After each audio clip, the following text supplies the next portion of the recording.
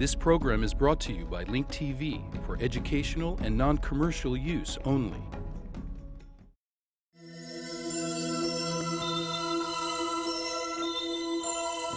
Mosaic, a daily news program from Link TV, presents a selection of news reports from independent and state-controlled broadcasters from throughout the Middle East.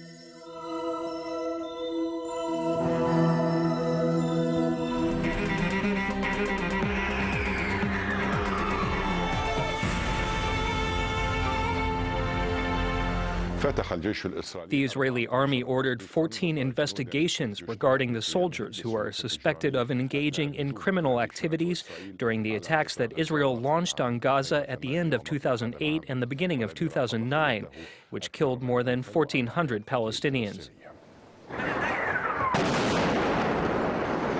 بعد نفي إسرائيل المتكرر لاستخدامها أسلحة محرمة دوليا. After Israel repeatedly denied using internationally forbidden weapons, maltreatment towards the Palestinian prisoners, using Palestinian civilians as human shields, and violating international laws during its war over Gaza that killed 1,400 people, it announced that it would open 14 investigations into the soldiers suspected of engaging in criminal acts during the war on the Gaza Strip. أثناء حربهم على القطاع.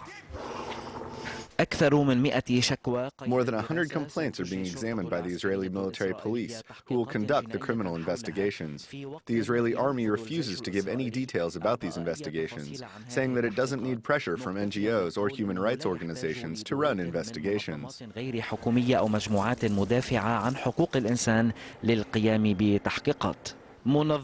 Amnesty International released a report in early July about Israeli attacks on Gaza, accusing Israel and Hamas of violating international humanitarian laws by attacking civilians.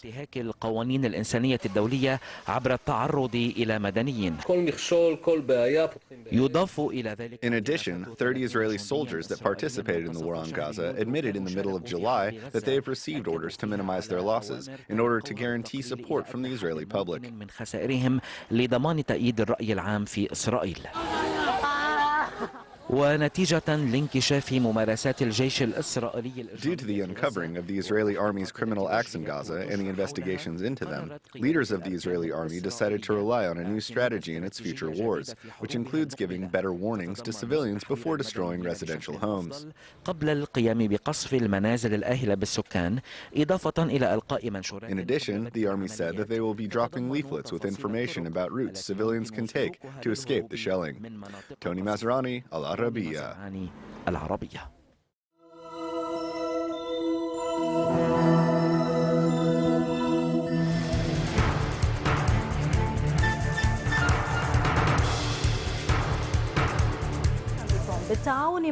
In cooperation with Israel, the U.S. envoy to the Middle East, George Mitchell, announced a new proposal, freezing settlements in exchange for peace.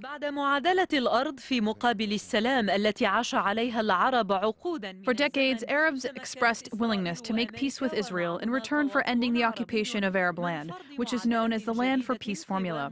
Thanks to Arab complacency, Israel has now managed to impose a new formula, a settlement freeze in exchange for peace.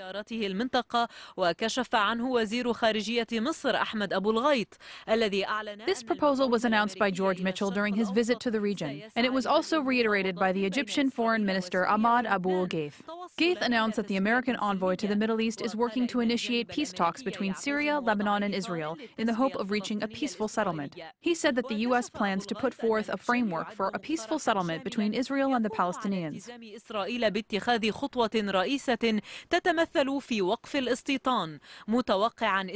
Ghaith said that Mitchell is preparing a comprehensive proposal in which Israel announces its willingness to stop settlements in the hope that Arabs will respond positively. This proposal was leaked to the Arab League Secretary General Amer Moussa, making it look like the Arabs will accept this proposal, ignoring the rights of Arab nations which have been documented in the Charter of the Arab League.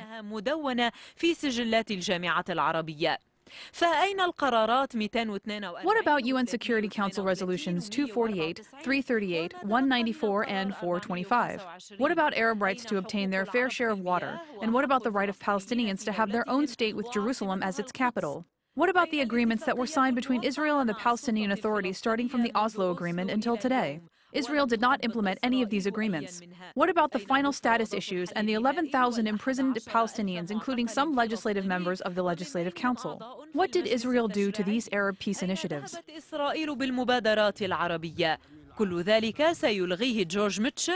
Thanks to Mitchell and some Arab leaders, all of these initiatives will in effect be nullified in exchange for freezing a handful of settlements. As if this is not enough, Mitchell acknowledged that Israel and Washington have been exerting pressure on Abbas to take positive steps towards Israel. The U.S. is also pressuring Arab states to launch peace talks with Israel. Mitchell proposes a 3-month settlement freeze to give Arab countries the freedom to respond positively towards Israel if they choose to. The response of Bahrain indicates that Arab states are likely to respond positively. It seems that the Arab League will stand and watch as Arab states rush to sign a humiliating peace agreement with Israel, one after the other.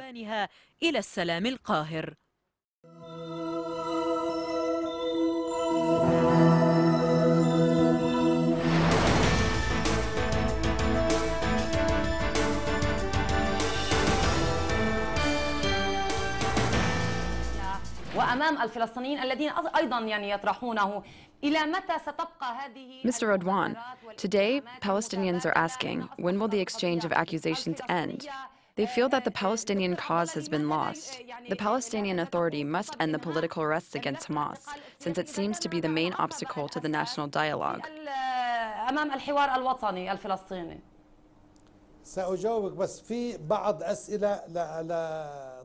I will answer you, but I have some questions for your honorable guest. First of all, why were Sister Sana'a Sha'ath and Zainab al-Doghme detained? Why was Brother Ahmed Abu Nasr detained? Why wasn't Dr. Zakaria al-Agha giving his passport, which was taken away from him at Beit Hanun checkpoint? He knows the names of these Fateh members who were stopped one by one, such as Dr. Abdullah Abu Samahadan. They went to his house in Deir al-Balah.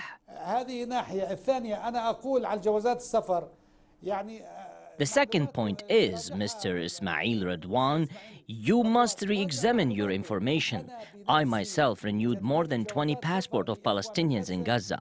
I challenge you to name one person that applied for passports in Gaza and was denied. I would like to make it clear that we do not issue passports for unqualified people. Hamas' rule in Gaza is illegitimate because it started with a bloody coup, and it did not come through elections or laws. Elections do not mean that the killers can become ministers. This does not work. Third, a two-phase proposal was made to have all detainees in the West Bank and Gaza released. However, no one is talking about the people who were detained in Gaza. The legs of some of them were broken so badly that they became disabled.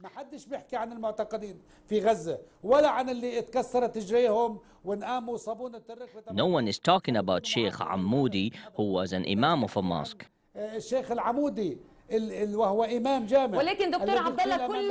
Sorry to interrupt you, but I want to ask you, don't these divisions serve the interests of the Israeli entity, which has been increasing the settlements and its efforts to Judify Jerusalem? Who benefits from these Palestinian divisions?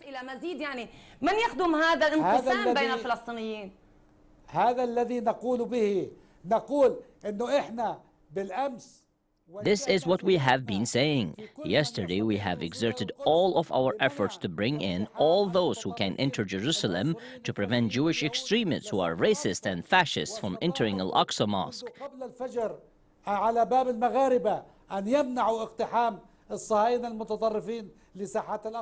They were prepared inside since the early hours of the morning to prevent extremist Zionists from entering Al-Aqsa Mosque. Others resist the Israeli plans to build the wall or to expand settlements.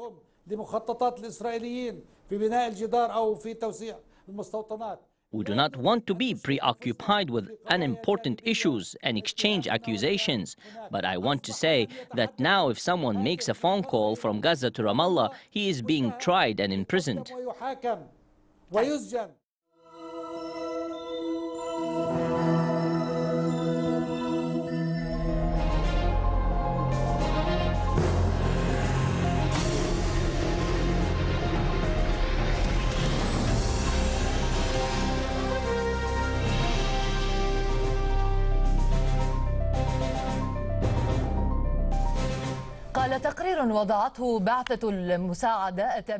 A report released by a delegation from the UN in Afghanistan said that the number of civilian deaths caused by the ongoing conflict in this country increased by 24% during the first half of the year. The report held Taliban fighters and the allied forces responsible for the increase in deaths of civilians. It pointed out that the armed operations may extend to residential areas. يقدم التقرير صورة قاتمة للوضع في أفغانستان ويحذر من امتداد العمليات القتالية إلى المناطق. The report provided a dark picture of the situation of Afghanistan. It warns about the war extending to residential areas where more and more civilians fall victim to air raids, booby-trapped vehicles, and suicide attacks. According to the report, attacks by Taliban fighters and their allies have become more bloody in the first 6 months of this year. They have replaced ambushes with suicide attacks, setting up explosive devices on roadsides, and carrying out assassinations. The armed attacks have increased as the Obama administration sent thousands of additional soldiers into Afghanistan. خلال الأشهر الستة الأولى من العام الحالي فإن مسلحي طالبان وحلفائهم. According to the report, during the last 6 months, armed Taliban fighters and their allies are responsible for killing 595 civilians, many of whom died in suicide bombings or other explosions. The report did not exclude the American and Western troops that are operating together in Afghanistan. It made clear that their attacks have become bloodier, and together with the Afghani forces, they've killed 310 civilians, 200 of whom died in 40 American air raids.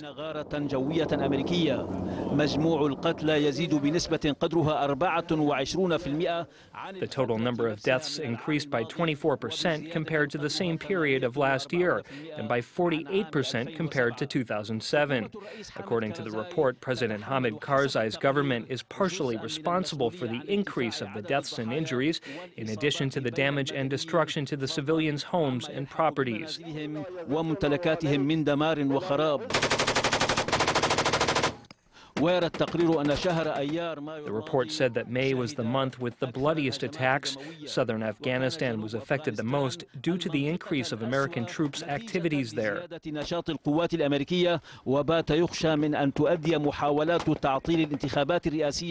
It's feared that attempts to destroy the presidential and parliamentary elections scheduled to take place on August 20th in Afghanistan will lead to the loss of more lives.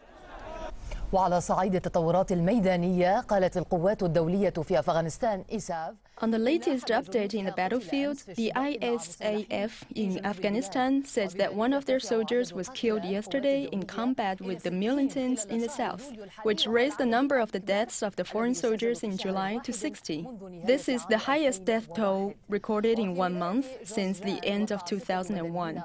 In Juzjan province, at least 6 Afghan civilians were either killed or injured when explosive devices were detonated as their cars were passing by a bridge in Aqsa Directorate. In Ghazni province, east of Afghanistan, 11 armed Taliban were killed in combat with the allied NATO and Afghani forces, according to the governor of the province.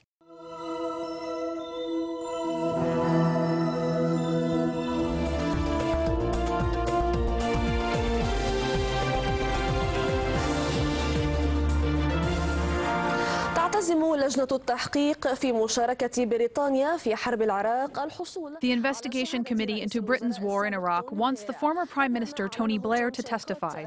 These were the words of the former civil servant John Chilcot, who has been named as the head of the investigation committee, which was formed by Prime Minister Gordon Brown. Chilcot said that the committee will investigate Britain's role in the war in Iraq. The committee also wants the testimony of other prominent figures who participated in making the decision of sending 45,000 soldiers to join the American-led invasion, which toppled former Iraqi President Saddam Hussein 6 years ago.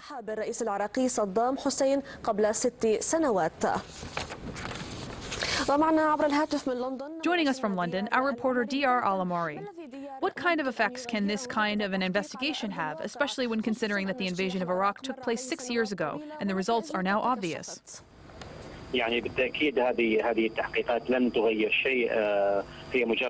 Of course, these kinds of investigations will not change anything. Probably they are only part of the political game between the Labour and Conservative parties in London. The investigation about the British role in the war against Iraq was ordered by the current Prime Minister, Gordon Brown. His justification is that Britain should learn a lesson from the invasion.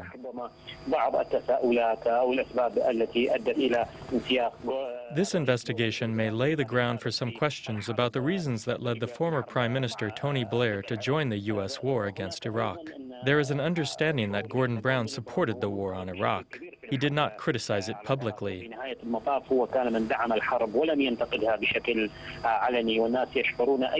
People believe that he played a role in this war, and we must not forget that the British government at the time was one of the biggest U.S. supporters.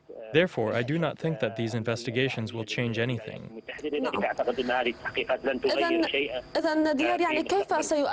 How will this investigation affect the current Prime Minister Gordon Brown and the Conservative opposition in the British Parliament?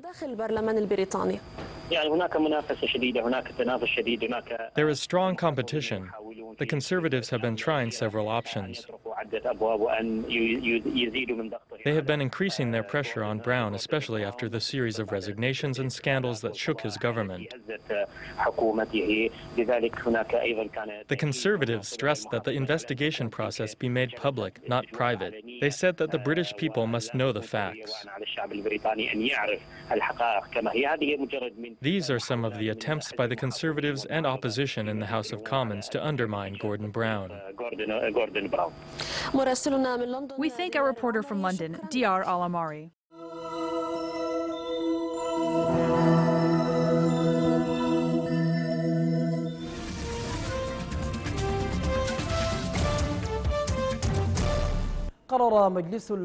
The UN Security Council has unanimously extended the mandate of the joint UN-African Union peacekeeping mission in Darfur, known as UNAMID.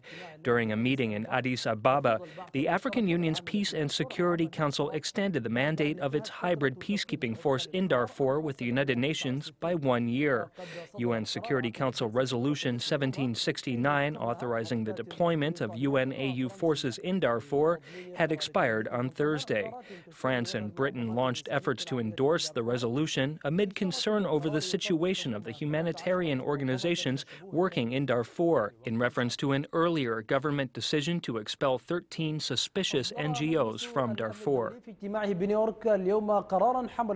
During a session in New York, the UN Security Council issued Resolution 1881, extending the mandate of the AU-UN hybrid operation in Darfur for 1 year.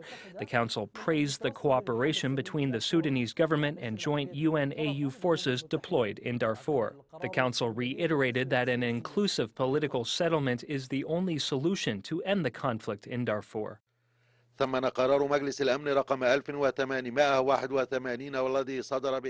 UN Security Council has unanimously passed Resolution 1881 and praised the cooperation between Sudan and the UN.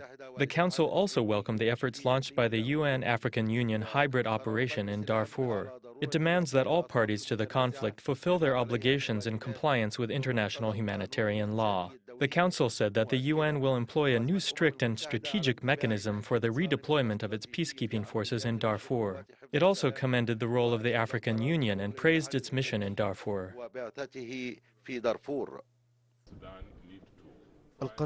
The United Nations resolution highlights the important role played by the African Union in resolving regional conflicts. It will help boost cooperation between the African Union and the United Nations. Sudan and Chad must work together to help ease up tension along their respective borders. Parallel to that, the UN resolution deplores the armed groups which continue to refuse to join the political process. It also calls on the countering of rebel activities in Chad. It calls on United Nations member states to provide the logistic supports for the UNAMID, which includes the supply of helicopters, aerial reconnaissance, ground transport, medical and logistical units. The resolution shows the important role played by regional powers in solving the Darfur problem. It helps raise the stakes of the African Union in the process. What is needed now is for France to close its paradise to the rebels.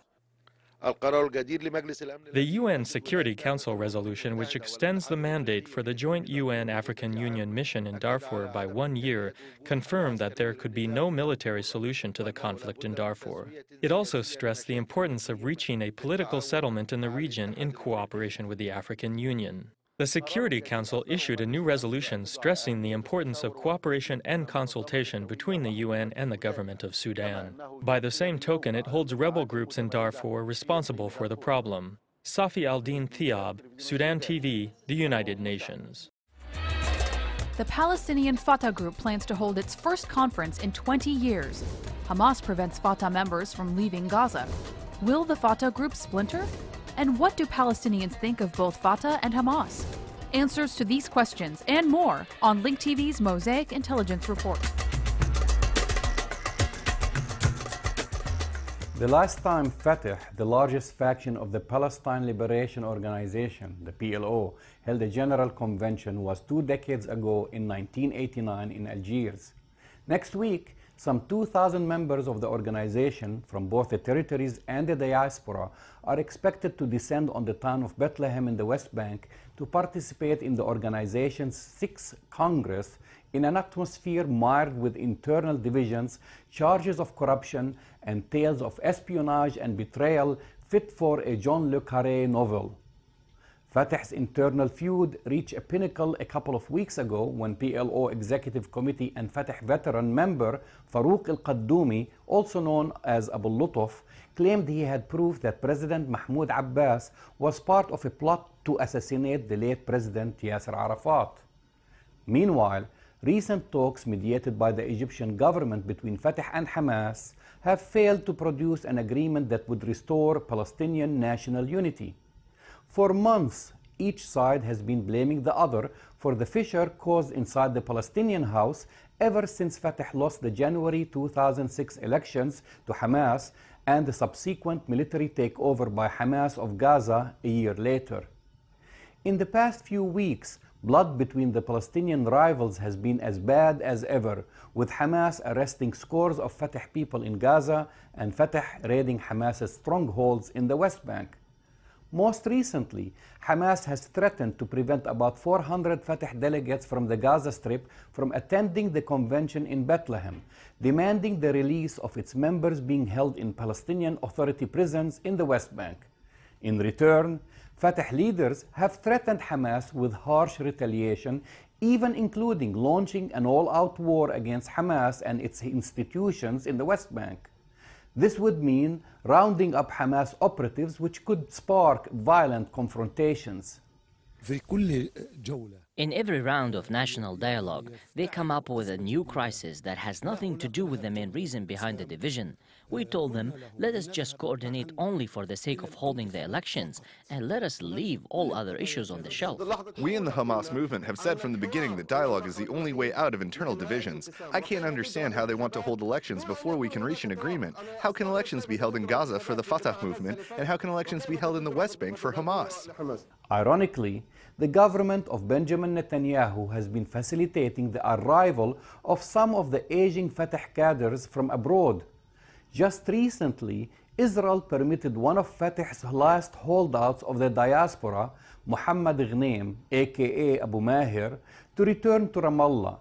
He plans to run for a top post at the next week's convention, a move seen by many as intended to boost Mahmoud Abbas and help him consolidate his power within the organization.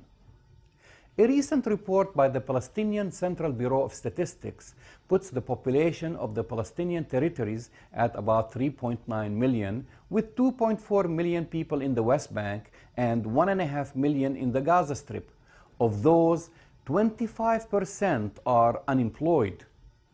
We are starving and unemployed, Hazem, a stonemason by trade, yells over the phone. And those donkeys, that's a Palestinian expression for idiots, are fighting over seats. Palestine is lost and they're fighting over seats. That's what he said. Hazem, like many I've spoken to, have little expectation from Fateh's meeting next week.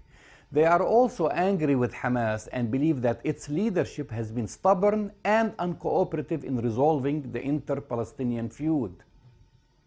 On August 4th, Fateh's members will vote for a new leadership, and a debate is supposed to ensue over its role as a resistance organization.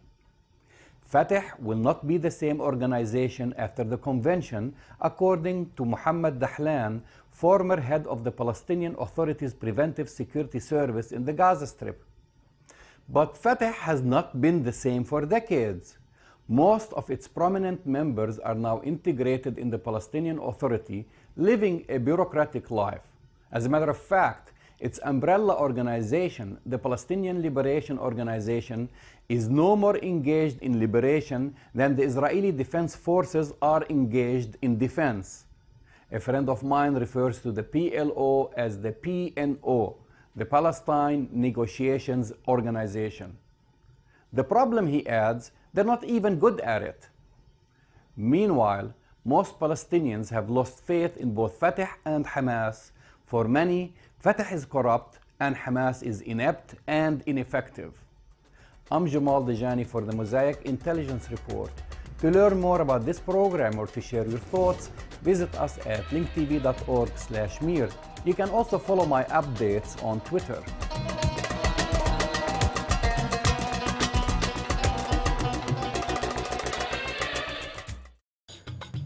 Get more news about the Middle East online at linktv.org/mosaic.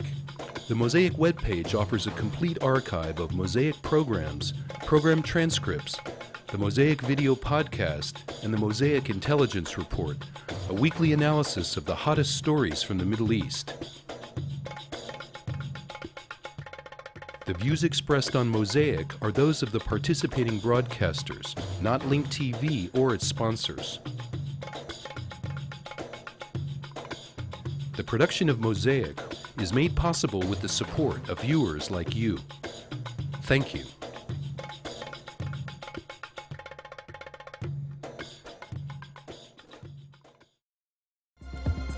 This program is brought to you by Link TV for educational and non-commercial use only. Link TV is the only U.S. network dedicated to global and national news, uncompromising documentaries, and diverse cultural programs. Programs which connect you to the world.